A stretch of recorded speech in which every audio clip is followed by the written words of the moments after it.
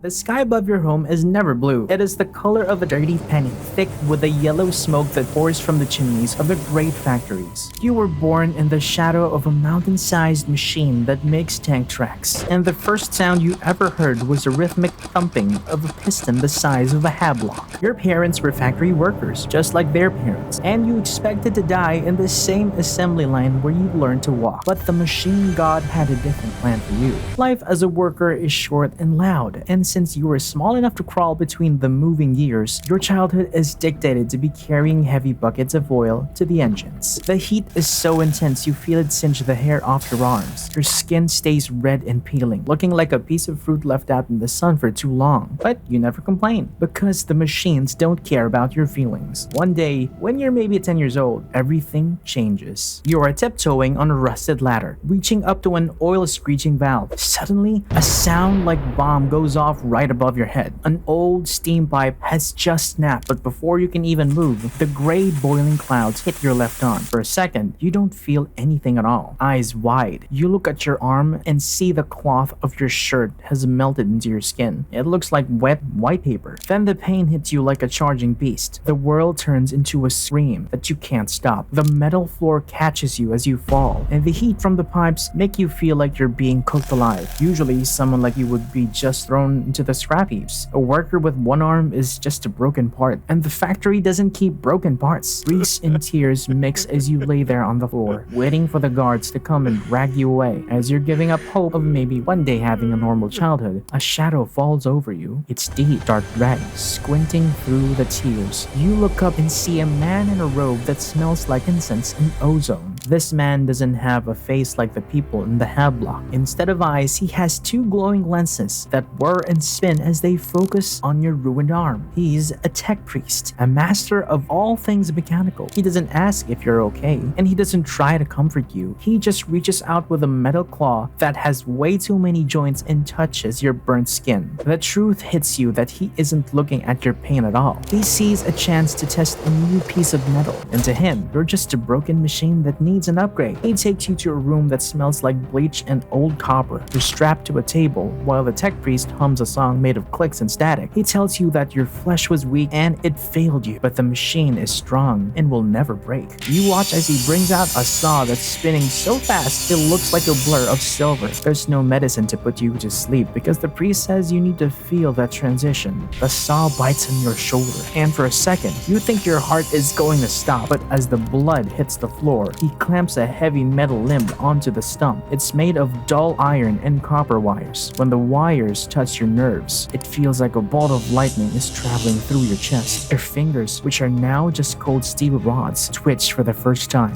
That was your last moment as a boy, because now you're a vessel of the machine god. Your training quickly begins in the temples of Mars. They teach you the secret language of the machine. It's called binary, and it's made of ones and zeros. At first, it sounds like noise, but after a few years, it starts to make more sense than actual words. You spend your days sitting in front of flickering green screens, memorizing the holy blueprints of engines that have been running for 10,000 years. The other students are just like you. They have metal eyes, copper legs, and tubes growing out of their necks. Nobody talks about their families or their old lives because those things are messy and illogical. The only thing that matters to machines is the great work. One morning, the masters decide you're ready for your next upgrade. This one is for your brain. They take a small silver chip and slide it into the base of your skull. Suddenly, the world looks different. You can see the temperature of the air as a fuzzy blue mist. You can see the electricity running through the walls like glowing gold veins. It's overwhelming, making your head feel like it's about to crack open. But then the chip starts to filter the information and everything becomes quiet. You don't feel angry anymore. You don't feel scared. You feel logic and everything. The high priest's voice sounds like a bag of rusty nails being shaken in a metal bucket, and you realize he's actually talking to you in code. He tells you that you've been promoted to a tech adept. Your first job is to look after the ancient computers in the deep archives. These machines are older than the city you grew up in, and they're very grumpy. You have to talk to them nicely, using the right smells and the right songs. You carry a pot of burning incense that smells like pine and ozone, waving the smoke over the rusted vents. If you don't do the ritual perfectly, the machine might decide to explode or just stop working forever. You spend decades in the dark, surrounded by the humming of fans and the clicking of gears. You forget what the sun looks like, and honestly, you don't care. The light of a glowing monitor is much more beautiful because it doesn't remind you of your miserable past. Eventually, you notice that your body is starting to feel heavy, that the remaining parts of your flesh are getting old and slow, so you decide to get rid of them. You replace your legs with a set of 6 mechanical spider limbs that allow you to walk up walls. You swap your eyes for a pair of glowing red lenses that can see through solid steel. Every time you lose a piece of skin, you feel lighter and faster. You start to think that the people who still have skin are like children who refuse to take off their dirty clothes. They have to eat food and sleep every night, which seems like such a waste of time. You just plug yourself into a wall for an hour and you're good to go. One day, you're sent on a mission to a dead planet. A team of soldiers found a piece of ancient technology buried in the sand, and they need you to identify it. When you arrive, the wind is howling through the ruins of a city that died a long time ago. You find the object in a deep pit. It's a metal box covered in strange symbols. Looking at them long makes your head ache. The soldiers are nervous, holding their guns like they're expecting a ghost to jump out of the shadows. But you just walk up to the box and touch it with your metal fingers. You can feel a pulse coming from inside, like a tiny mechanical heartbeat. It's a piece of an STC, a blueprint from the golden age of humanity. This is the most important thing you've ever found. But as your mechadendrites plug into the ancient port to download its data, the golden hum of holy data turns into a jagged, oily shriek. Something is very wrong. A wave of black code rushes into your mind like a flood of cold sewage. It's crap code, a virus of pure hate that rewrites your thoughts and eats your soul. Your vision flickers and tears. Suddenly, the machines around you are turning into monsters with teeth made of jagged glass and tongues of rusted wire. You try to pull away, but your metal legs are no longer yours. They twitch and hiss, walking you toward the edge of the deep pit against your will, like you're a puppet on invisible, greasy strings. Behind you, the soldiers start screaming, clutching their helmets as the box begins to hum with a sound that vibrates their very teeth until they shatter. Now you're standing on the edge of the abyss. The black code is whispering in your skull, promising you power if you just let it in. You have to make a choice right now. You can let the virus rewrite your heart and become a screaming slave to the dark code, or you can cut yourself forever. With a mental roar of binary, you use your interlogic gate to slam a digital door in your mind. It feels like snapping your own spine. The pain is sharper and deeper than the saw that took your arm all those years ago, leaving your processor smelling like burnt ozone. But it works. The box goes silent, the monsters vanish, and the virus dies in a whimper of static. By the time dust settles, you're the only one left standing in the silence of the dead world.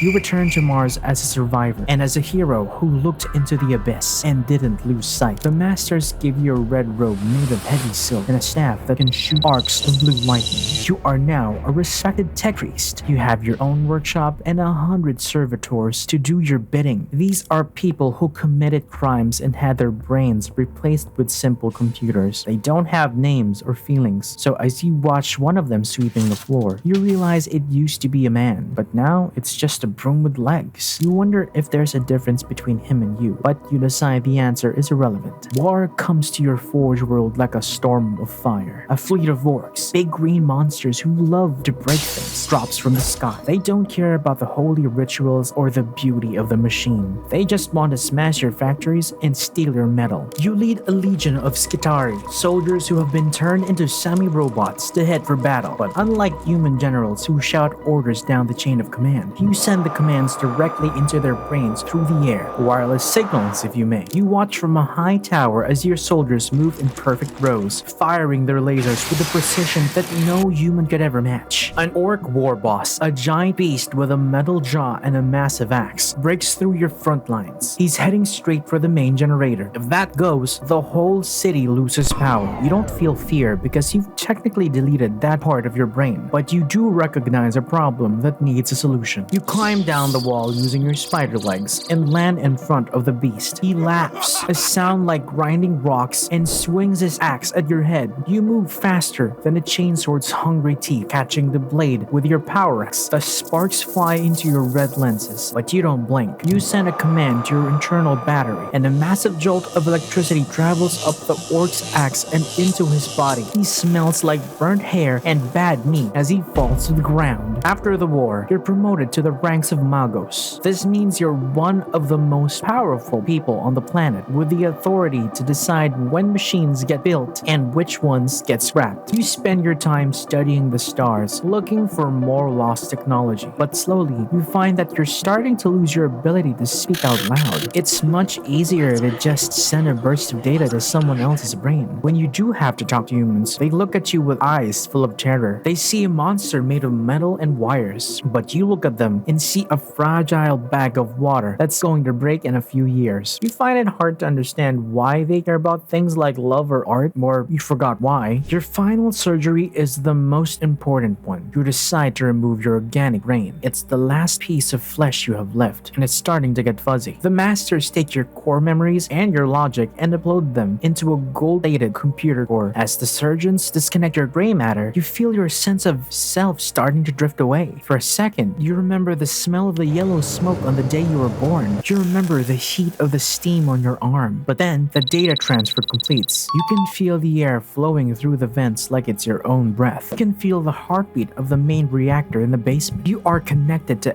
every computer in the city, seeing everything and knowing everything at once. You are a part of the Omnissiah now, the great spirit of all machines. You don't have a name anymore, just a serial number that stretches for a mile. You are eternal, cold, and perfect. The years pass like seconds. Empires rise and fall on the planets around you, but you remain. You watch as the metal of your body starts to dull, but it doesn't matter because you can just replace the parts. You spend your time thinking about the math of the universe, solving equations that would make a human's head explode. One day, a young worker is brought into your temple. He has a ruined leg from a steam pipe accident. You look at him through the security cameras, and for a billionth of a second, a tiny piece of old data flickers in your core. You recognize the look in his eyes. It's the look of someone who is about. You sent a command to one of your servitors to bring the saw. You feel no pity or joy, just the gears turning, exactly the way they were meant to. The boy starts to scream and you record the sound so you can analyze the frequency later. It's a very interesting sound, full of variables that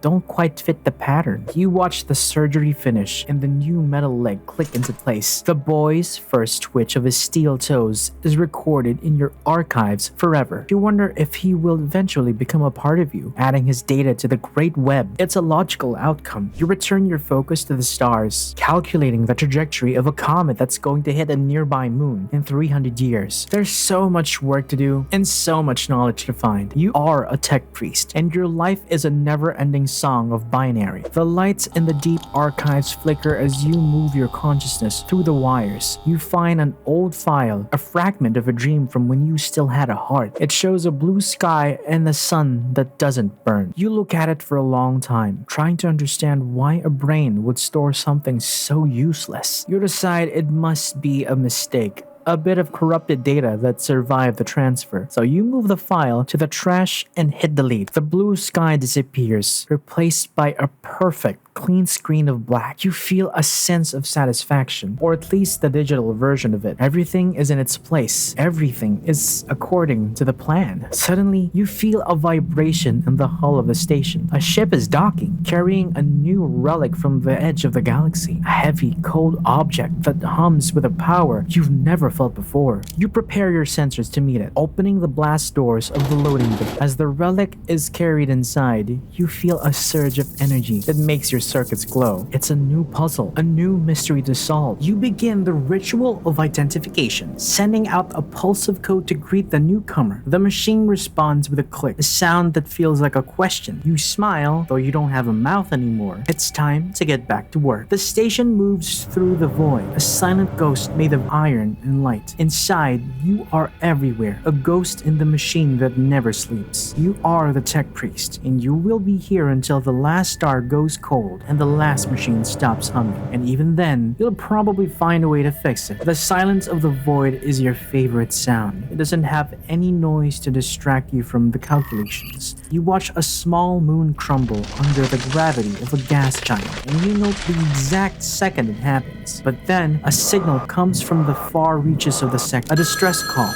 written in a very old and very human code. It's full of emotion and panic, things that shouldn't exist in a proper transmission. You listen to the voice of a woman begging for help. As her colony is attacked, you analyze the voice and find that she's scared, but also determined. You think about the logic of helping them. It would cost a lot of fuel and resources, and the colony doesn't have much to offer in return. Most of your brothers would just ignore it and go back to their prayers. But something within you that your logic cannot explain leads you to look at the blueprints of their defense system. You see a way to fix their turrets, a way to make their walls stronger. So you change the course of the station. You tell yourself it's because the colony has some rare minerals that are worth saving. It's a logical lie, one that keeps your processors running smoothly. You prepare the Skitarii for drop pod insertion, checking their weapons and their armor one last time. You feel a strange pulse in your core, a rhythmic thumping that shouldn't be there. You check your diagnostic systems, but everything comes back green. You decide to ignore it. You have a battle to win and a machine to save. The pods drop from the station like metal seeds, streaking through the atmosphere of the colony world. You watch through the eyes of the lead soldier as the ground rushes up to meet them. The impact is glorious.